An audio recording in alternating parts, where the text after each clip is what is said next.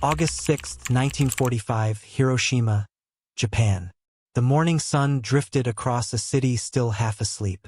Street vendors arranged their stalls, children in white uniforms walked toward their schools, and factory sirens echoed faintly over the Motoyasu River. The sky was an immaculate blue. No aircraft, no sound of engines, only the soft hum of cicadas rising from the trees. And yet, pieces of paper, thousands of them, still clung to gutters and rooftops from the day before. Small leaflets, printed in English and Japanese, warning of destruction. Few had believed them. Some thought they were enemy propaganda. Others, too weary from months of war, simply ignored the words, "Leave now. Your city has been marked for ruin." A mother paused near the riverbank, one leaflet caught at her feet. She folded it absently and tucked it into her apron, turning back toward her home. High above her, a silver speck crossed the edge of the horizon. Steady, deliberate, almost invisible against the rising light. Within 45 minutes, Hiroshima would no longer exist as it did that morning. The leaflets had spoken the truth. By the summer of 1945, Japan stood on the brink of collapse. Its empire, once sprawling from Manchuria to the South Pacific, had been pushed back to its own shores. The Imperial Navy lay in ruins, the Air Force crippled, and its cities reduced to ash from relentless American bombing raids. Yet the government in Tokyo refused to surrender. The military leadership, bound by the code of Bushido, insisted that death was preferable to defeat. For months, the United States had sought to end the war without launching a full-scale invasion. Intelligence reports from the Joint Chiefs of Staff warned that an invasion of Japan's home islands could cost as many as 1 million Allied lives, and far more Japanese. The American public, after years of brutal fighting in the Pacific, wanted the war finished quickly. In March 1945, under the command of General Curtis LeMay, the U.S. Army Air Forces began a campaign of strategic firebombing.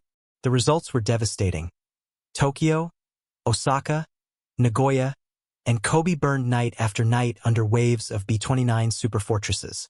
Napalm and incendiary clusters reduced neighborhoods to cinders, killing hundreds of thousands. But even after the destruction of dozens of cities, the Japanese government refused to yield. Behind closed doors in Washington, the Manhattan Project was nearing completion.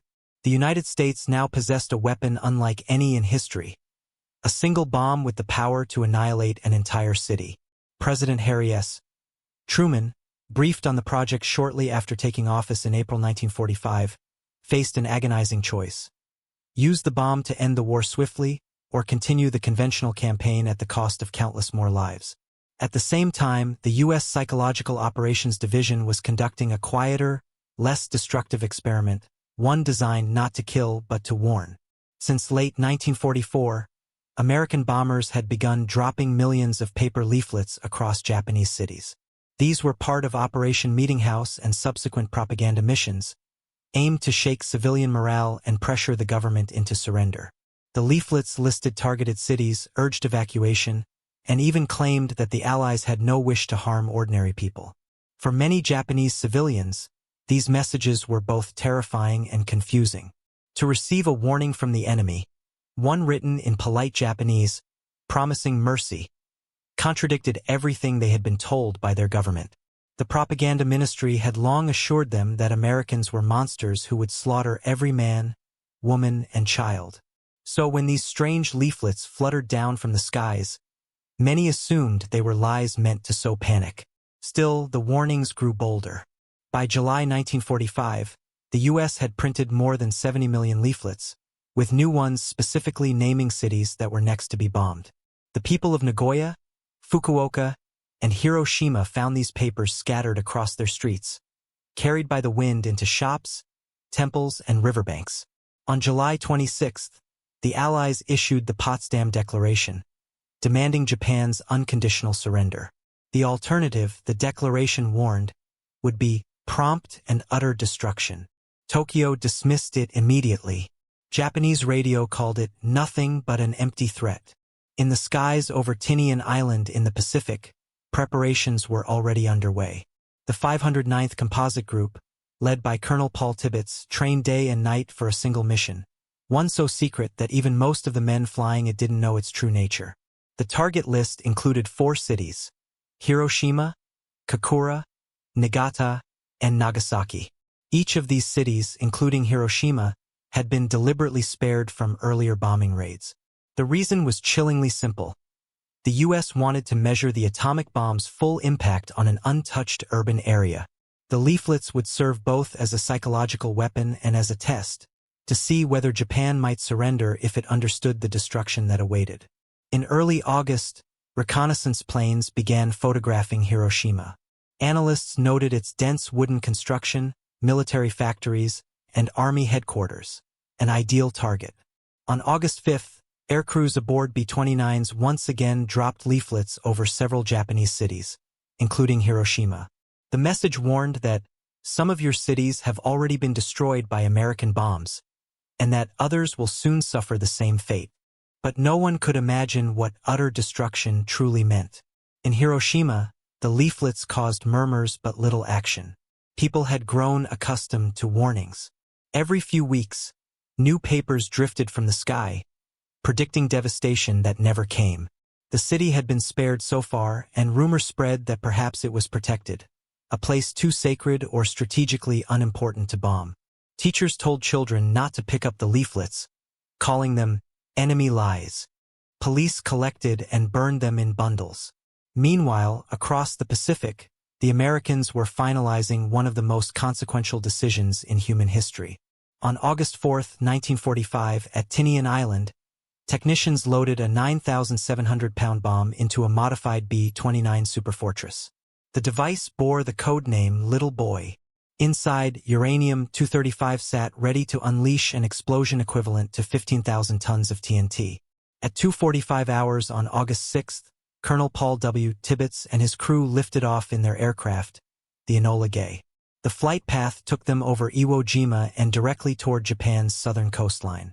2 other B-29s, the Great Artiste and Necessary Evil, followed, one equipped with instruments, the other with cameras.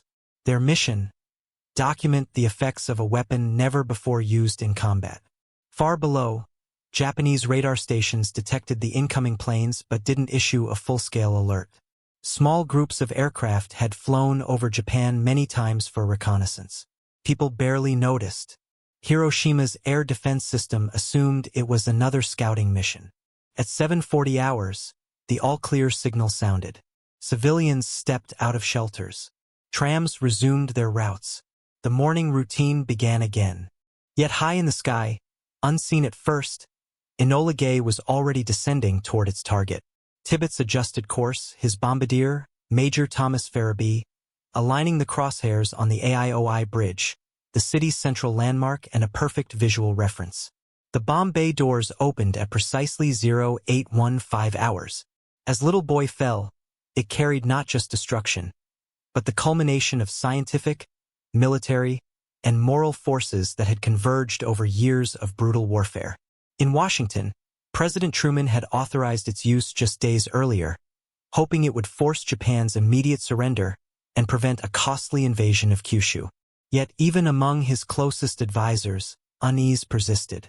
Some questioned whether such a weapon should be used on civilians. Others insisted there was no alternative. The United States had, in its own way, tried to warn Japan. The LeMay leaflets, as they came to be known, had been part of a psychological strategy, a mix of mercy and intimidation. But few in the military believed they would change anything. They were meant more for history's record, to show that the U.S. had given the enemy a chance to save itself. In Hiroshima, the irony was cruel. Some who read the leaflets had decided to leave town, fearing another firebomb raid. Most, however, stayed. The city's schools were full that morning. Trains ran on schedule. At the Hiroshima Army headquarters, officers reviewed reports from Kyushu, where American troop movements suggested a possible landing. None suspected the end of their world was less than a minute away. At 8:15 and 17 seconds, Little Boy detonated approximately 600 meters above the city center. A blinding sphere of light erupted, hotter than the surface of the sun. Within a second, temperatures reached 4,000 degrees Celsius. Concrete buildings melted. Shadows burned into walls. People within a kilometer of ground zero vanished instantly. Those farther out were hurled into debris and flame. Winds exceeding 1,000 kilometers per hour tore across the city. Fires consumed everything: wood, paper, flesh. Hiroshima ceased to exist as a functioning city in less than 10 seconds. Above the cloud, the Enola Gay banked sharply, circling to observe the rising mushroom of dust and fire. From that altitude, the destruction looked almost unreal. A city erased beneath a single column of smoke. Hours later, hundreds of miles away, U.S. radio operators intercepted Japanese communications describing an enormous explosion and a new type of bomb. The following day, American aircraft again dropped leaflets, this time explaining what had happened. They named Hiroshima as proof of the Allies' new power and warned that more cities would follow if Japan refused to surrender. Tokyo still hesitated. The atomic bombing of Hiroshima was not just a military act. It was a convergence of human choices, technological evolution, psychological warfare, and moral uncertainty. To understand the event in full, it must be viewed from multiple angles, each revealing a different face of the same moment. For the people of Hiroshima, the leaflets were a strange paradox. Many had spent months living under the shadow of bombers, yet their city remained untouched. Some believed divine protection shielded it. Others whispered that the Americans wanted Hiroshima spared for occupation after the war. When the leaflets arrived, they seemed almost theatrical, warnings so dramatic they couldn't be real. One version read, "Read this carefully, as it may save your life. We are determined to destroy the factories that supply your army, but we do not wish to hurt innocent people." To many Japanese, those words felt impossible to reconcile with the nightly terror of firebombings. Propaganda had painted Americans as ruthless invaders who would spare no one. So how could the same enemy suddenly claim mercy? The tragedy of Hiroshima began long before the flash of light. It began with disbelief, the human instinct to deny danger when it feels too vast to comprehend. Those who held the leaflets in their hands had already been given a glimpse of their future, yet they couldn't believe the warning was real. When the bomb fell, survivors would later recall those papers, burned, torn, scattered, lying among the ashes. Some would even find them fused into walls by the heat, grim proof that the message had been true. From a technological standpoint, the bomb that struck Hiroshima represented both the pinnacle and the peril of human achievement. Years of scientific pursuit had culminated in a device that could unleash energy at a scale once thought impossible. The uranium-based little boy bomb used nuclear fission, splitting atoms to release immense energy. The concept had been born in theoretical physics but weaponized through the Manhattan Project, a collaboration of over 130,000 people across secret facilities in Los Alamos, Oak Ridge, and Hanford. What made this weapon unique wasn't merely its explosive power, but its method. Conventional bombs destroyed through fire or fragmentation. The atomic bomb destroyed by altering the very structure of matter. And yet, in the hours leading up to its deployment, the men who handled it treated it like any other mission. Technicians worked with precision, pilots checked flight paths, and the crew followed standard procedures. Only a handful truly grasped what they were carrying. In that detachment lay one of the defining contrasts of modern warfare, the gap between human intention and technological consequence. The crew saw only instruments and coordinates. What followed was annihilation on a scale that defied imagination. The atomic bomb was not just a weapon. It was a doorway one humanity could never close again. The leaflets dropped over Japan were as much a weapon as the bomb itself. A psychological instrument designed to fracture morale and erode faith in the Japanese government. The U.S. had long studied Japan's rigid social obedience. American strategists believed that civilians, once convinced of the futility of resistance, might pressure the emperor's cabinet to surrender. The leaflets served that purpose, to spread doubt, fear, and realization. Yet the psychological impact was complex. For many Japanese citizens, receiving such leaflets triggered not rebellion, but anger. They saw them as insults, foreign intrusions meant to shame their loyalty. The imperial government exploited that resentment, broadcasting statements accusing the Allies of lies and cowardice. Ironically, the warnings became proof, in the eyes of some, that Japan still held strategic importance. If the enemy bothered to warn them, they reasoned, perhaps the war was not yet lost. But for others, the leaflets carried a more personal weight. Survivors later described reading them in secret, unsure whether to believe or hide them. One recalled keeping a leaflet folded inside a family Bible, not out of fear, but because it was the first thing that felt like truth. When the bomb fell, those warnings transformed from psychological warfare into haunting prophecy. The war of words had ended, replaced by an unanswerable silence. By August 7th, the day after Hiroshima's destruction, leaflets once again fell from American bombers, this time over Nagasaki, Kokura, and several smaller cities. They described the new type of bomb, imploring citizens to demand surrender before more devastation came. The messages were no longer dismissed. Across Japan, panic spread. The same leaflets that had once been ignored were now clutched in trembling hands. And still, in Tokyo, the war cabinet argued. While Hiroshima burned, in Tokyo's underground command bunkers, the imperial leadership faced an impossible truth. Reports of a new and terrible bomb began arriving by noon on August 6th. Initial disbelief soon gave way to horror as radio operators confirmed that a single aircraft, not an entire fleet, had obliterated the city. Prime Minister Kentaro Suzuki, Foreign Minister Shigenori Togo, and other members of the Supreme War Council met in silence. The emperor, still shielded from the full details, was told only that a large portion of Hiroshima has been destroyed. No one dared yet call it by its true name, atomic. The dilemma was not just military but spiritual. Japan's entire wartime ideology rested on honor, endurance, and sacrifice. To surrender, especially under foreign threat, would be unthinkable to many officers. General Anami Korechika, the war minister, insisted that the nation could still fight, even if that meant arming civilians with bamboo spears. Yet others saw the futility. Intelligence reports from Kyushu revealed that American forces were amassing for invasion. The Operation Downfall estimates suggested millions of potential deaths on both sides. The Hiroshima bombing proved that continued resistance might bring not just defeat, but extinction. In those tense days, the emperor's voice, usually distant and ceremonial, began to matter more than ever before. Hirohito listened carefully to both sides. His advisors debated whether the bomb was merely an advanced incendiary or something else entirely. The leaflets, now viewed in hindsight, seemed to confirm the Americans had tried to warn them.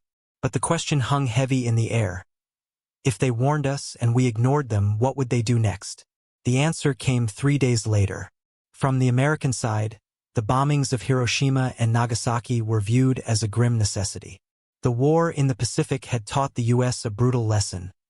Japan would not surrender easily. Battles like Iwo Jima and Okinawa had cost tens of thousands of Allied lives, and hundreds of thousands of Japanese. For U.S. strategists, the atomic bomb represented not cruelty, but salvation through overwhelming force.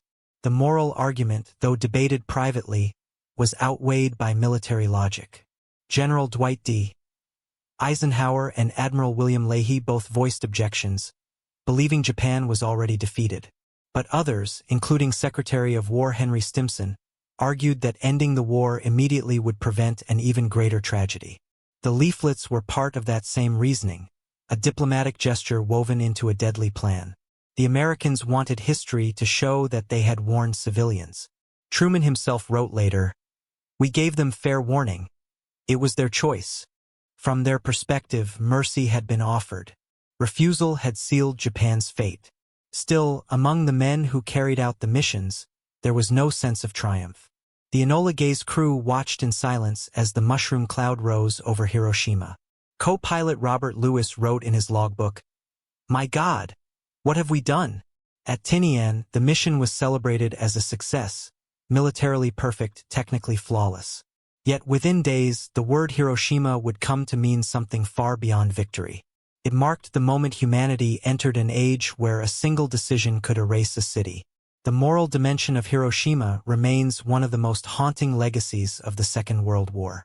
The U.S. leaflets symbolized a rare act of conscience in a war defined by total destruction. They reflected an uneasy balance between compassion and control, between warning and annihilation. But they also posed a question. Can a warning ever justify what followed? Historians still debate the intent behind those leaflets. Were they genuine efforts to spare civilians, or a calculated move to legitimize the use of the atomic bomb? For those who perished, the distinction no longer mattered. For those who survived, it did profoundly. Many survivors, known as hibakusha, later said the warnings haunted them more than the explosion itself. We were told, one survivor recalled, but we did not understand what it meant. Another said, if we had known the truth, there would be no Hiroshima. The bomb ended the war, but it also began a new kind of fear, one that would define global politics for decades to come. The weapon that promised peace through power instead created an eternal shadow over humanity.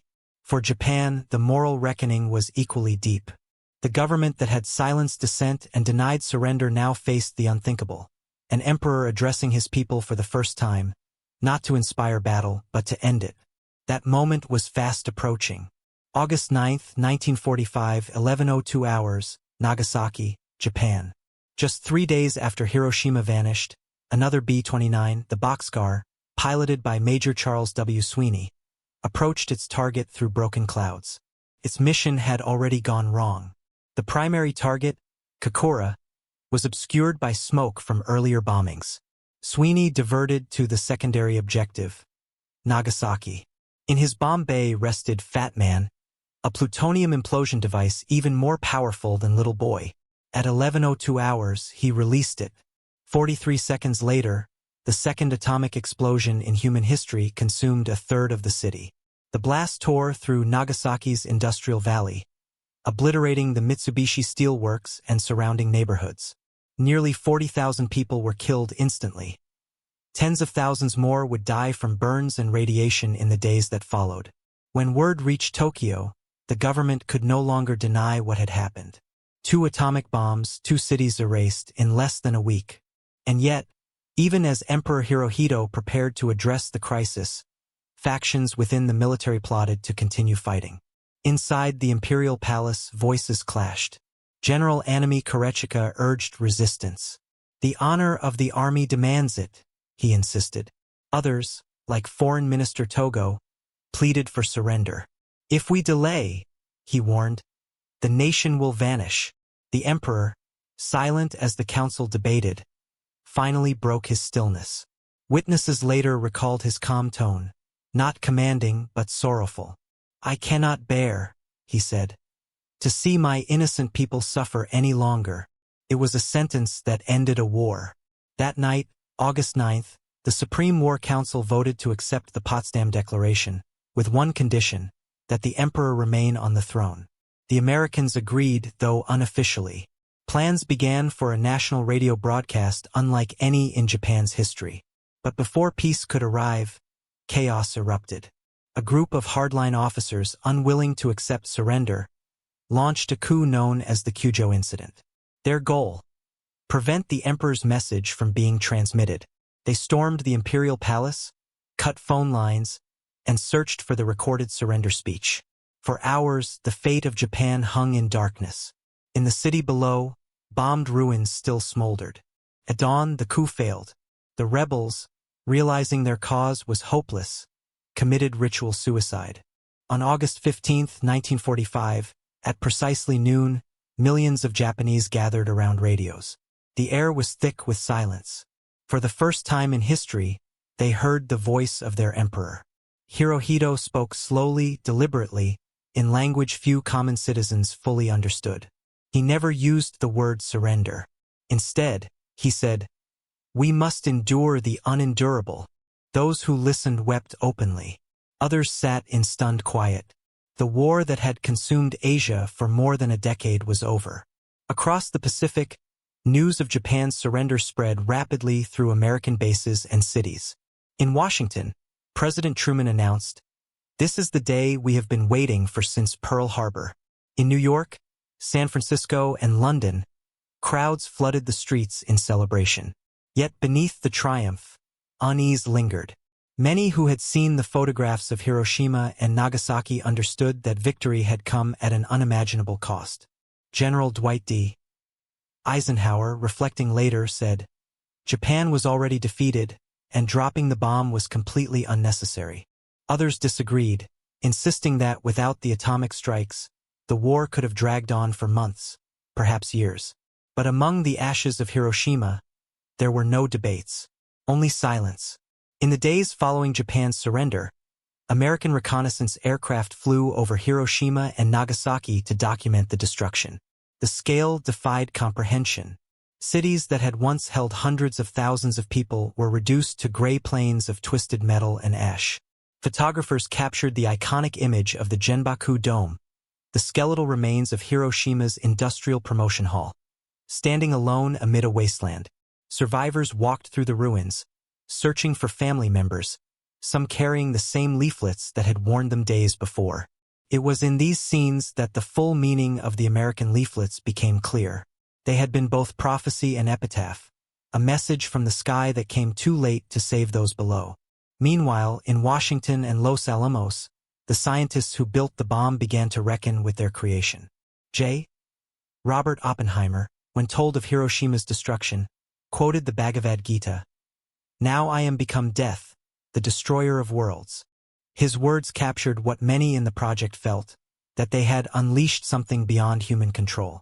The world had entered a new era, one defined not by armies, but by the power of a single weapon.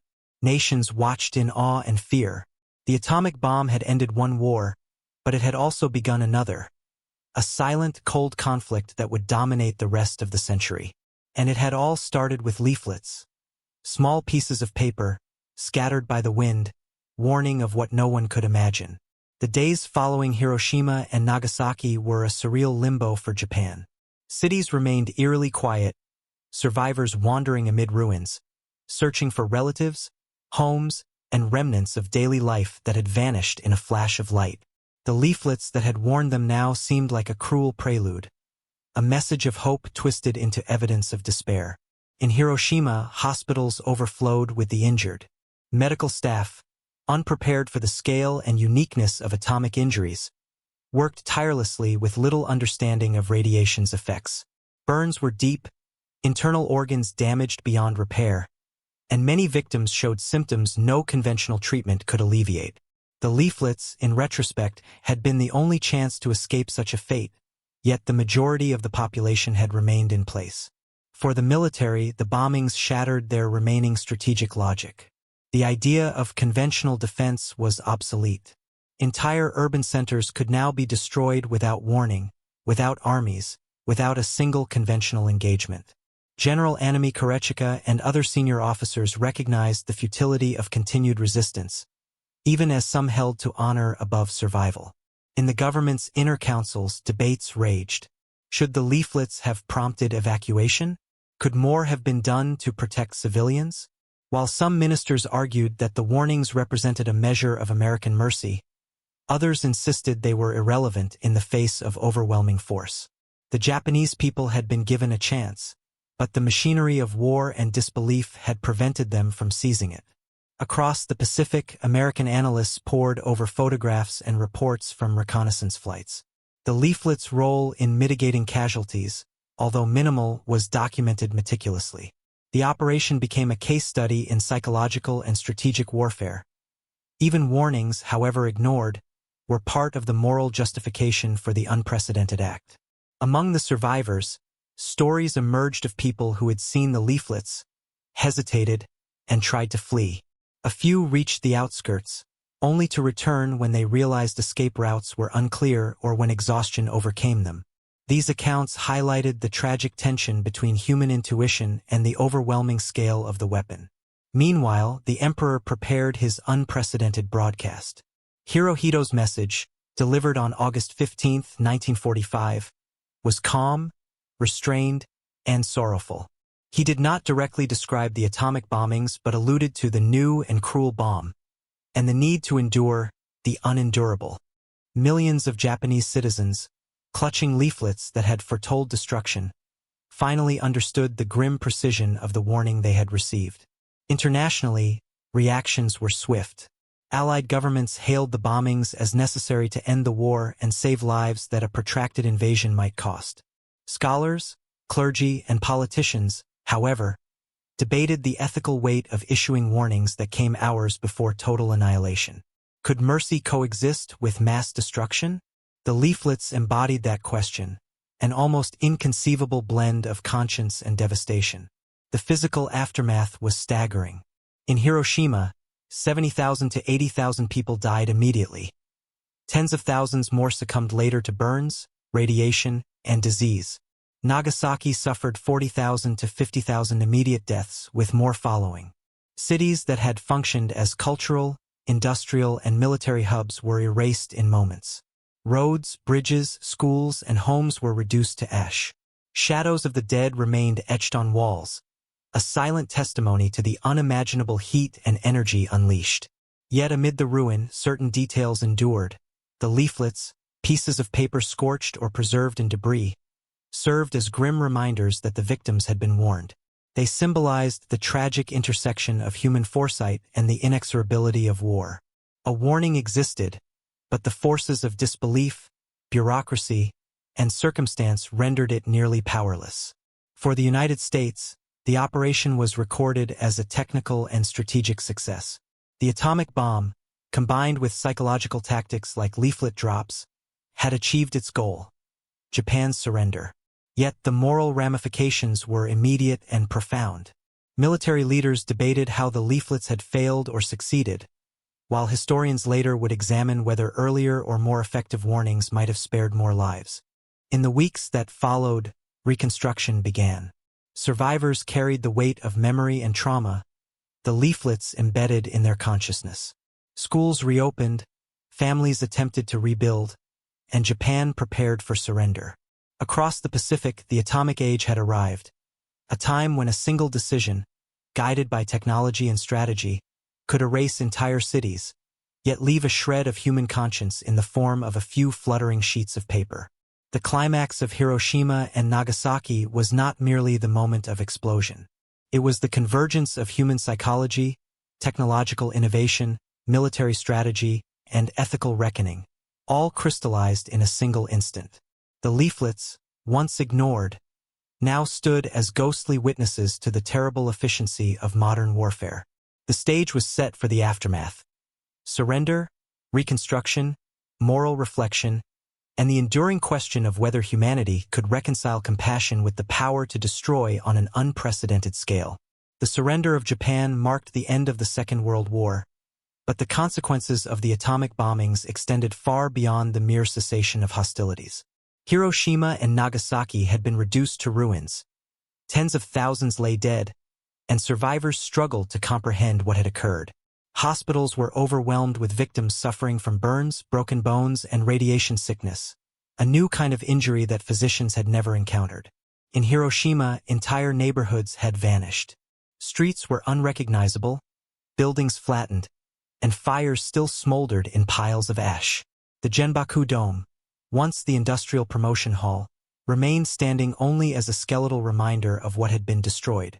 Citizens returned to sift through debris, searching for family members, homes, and possessions, often finding only scorched fragments. The leaflets that had warned them lay among the ruins, their words now a haunting testament. Some of your cities have already been destroyed. Others will soon be destroyed. The human toll was staggering. Estimates suggest that by the end of 1945, roughly 140,000 people had perished in Hiroshima and 74,000 in Nagasaki, combining immediate deaths and subsequent fatalities from radiation exposure. Survivors, known as hibakusha, bore long-term physical and psychological scars. Many experienced chronic illness, hair loss, infertility, and genetic effects that would span generations. Yet even amidst despair, acts of resilience emerged. Neighbors cared for one another, makeshift clinics formed, and small communities began the painstaking process of rebuilding. The Japanese government, forced to confront the reality of atomic warfare, began issuing orders to restore civil order and provide relief. The emperor's broadcast on August 15th had shocked the nation, a voice of authority acknowledging devastation and calling for endurance. For many citizens, it was a moment of clarity. The war was over, yet the psychological impact of the leaflets and the bombings would linger indefinitely. Internationally, the bombings ignited immediate debate. Allied powers framed the atomic attacks as necessary to prevent a prolonged invasion of Japan, potentially saving millions of lives on both sides. American military records emphasized that leaflets had been dropped over targeted cities to give civilians a chance to evacuate. In fact, General Carl Spaatz, commander of U.S. strategic air forces in the Pacific, wrote in his post-war report that the leaflets offered the civilian population a chance to avoid destruction, but few were able or willing to leave. Meanwhile, the moral and ethical dimensions of the leaflets became a point of discussion among historians and strategists. Could humanity condone a warning delivered hours before annihilation? Did it absolve the military of responsibility, or was it a hollow gesture amid an otherwise inhumane act? For Japanese survivors, the leaflets represented both hope and cruelty, a moment of choice snatched away by circumstances beyond comprehension. Economically, the destruction of industrial centers in Hiroshima and Nagasaki crippled regional production.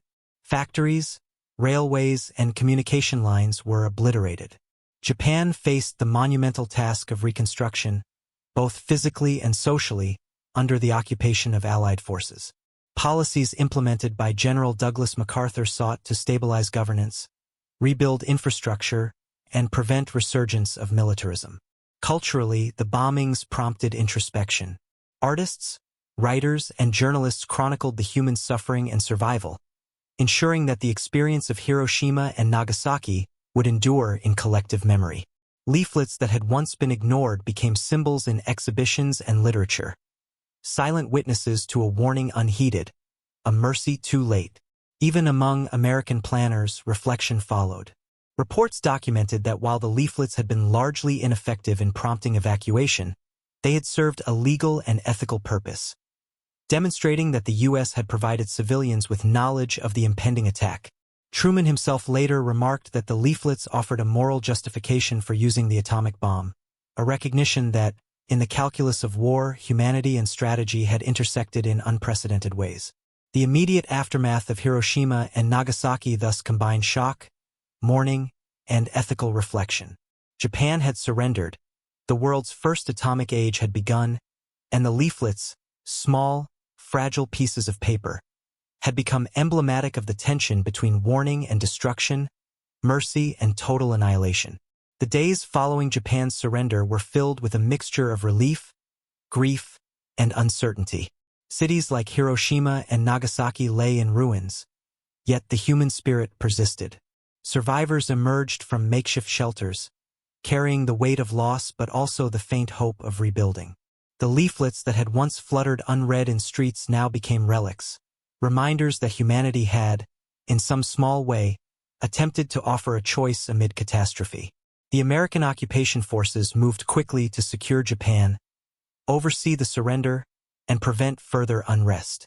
General Douglas MacArthur, Supreme Commander of the Allied powers, emphasized stability and reconstruction. Policies focused on disarmament, democratization, and relief for the civilian population. Hospitals received support, food distribution was organized, and cities gradually began to restore basic infrastructure. Yet the scars of atomic devastation were immediate and lasting. Internationally, the bombings reshaped perceptions of warfare and power. Reports emphasized that Hiroshima and Nagasaki had been strategic targets, carefully chosen to demonstrate both technological capability and psychological dominance. Analysts studied the effect of the leaflets, noting that while civilian evacuation had been minimal, the warnings provided a documented attempt to mitigate casualties. This duality, destruction paired with notice, would inform military and ethical debates for decades. The Japanese government grappled with the moral implications of surrender after prolonged denial and propaganda. Citizens, once conditioned to believe the enemy would not issue fair warnings, now confronted a painful reality. The leaflets had been genuine, yet too late. Eyewitnesses recalled seeing these papers among ruins, a haunting symbol of choice and inevitability. For many, the knowledge that they had been forewarned added a layer of psychological anguish to their physical suffering. Strategically, the bombings achieved their primary goal, ending the war without a full-scale invasion of the home islands. Operation Downfall, the planned Allied invasion, would have resulted in millions of casualties on both sides. In contrast, the atomic strikes forced an immediate surrender. Japan's leaders, including Emperor Hirohito, recognized that continued resistance was not only futile, but would lead to the total annihilation of the nation. Yet the legacy of the leaflets, the warnings issued before destruction, persisted as a profound moral question. Could foreknowledge absolve responsibility for mass civilian deaths? Historians and ethicists continue to debate whether earlier or more extensive warnings might have allowed more civilians to escape. Survivors' testimonies often cite the leaflets as simultaneously merciful and cruel, offering information but without practical means for safety. The rebuilding of Japan, physically and psychologically, became a long-term endeavor. Cities were reconstructed, education systems reestablished, and industry revived under Allied supervision. Survivors, carrying memories of both the leaflets and the bombings, became living testaments to resilience. Monuments such as the Hiroshima Peace Memorial Park and the Atomic Bomb Dome were erected to ensure that future generations would remember the unprecedented combination of warning and destruction. Globally, the atomic bombings set a precedent that would influence geopolitics and military strategy for decades. The demonstration of nuclear power, paired with psychological tactics like leaflet drops, underscored a new reality. Wars could now be fought with unprecedented lethality, and civilian populations were inescapably entangled in strategic calculations.